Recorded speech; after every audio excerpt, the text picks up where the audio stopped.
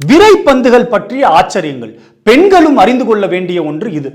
ஒருவர் அச்சம் கொள்ளும் வேளையிலோ ஆத்திரம் கொள்ளும் வேளையிலோ விரைப்பந்துகள் உடலோடு இறுக்கமாக இணைந்து கொள்ளும்.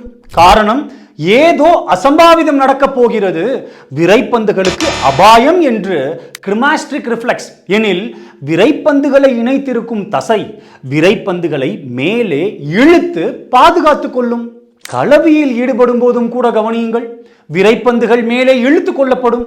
காரணம், களவியில் கூட விரைப்பந்துகளில் ஏதேனும் சேதாரம் ஏற்பட்டு விடக்கூடாது என்பதற்காகத்தான். அதே போல கோடை காலங்களில் இந்த தசைகள் தளர்ந்து அவற்றினை தொங்கிவிடச் செய்யும். காரணம், உடல் சூடானது விரைப்பந்துகளின் சூட்டினை அதிகரித்து விட்டால் விந்தணுக்களின் உற்பத்தியில் பாதிப்பு ஏற்படலாம். எப்பொழுதும் விரைப்பந்துகளின் தட்பவெப்ப நிலையானது உடலினை காட்டிலும் 2 to 4 டிகிரி செல்சியஸ் குறைவாகவே இருக்க வேண்டும். அதே குளிர்காலத்தில் பாருங்கள், மீண்டும் இவ்விரைப்பந்துகள் மேலே இழுத்து கொள்ளப்படும். இடது விரைப்பந்தானது வலது விரைப்பந்தினை காட்டிலும் சற்று அதிகமாய் நீட்டித்து தொங்கியிருக்கும். இது ஏன் தெரியுமா? இரண்டும் ஒருவேளை சம அளவில் இருந்தால் அவை ஒன்றோடு ஒன்று உரசி பாதிப்பு ஏற்படலாம். இது போன்ற வித்தியாசமான ஆச்சரியங்களை உங்களிடம் பகிர்வதே எமக்கு மகிழ்ச்சி. நன்றி.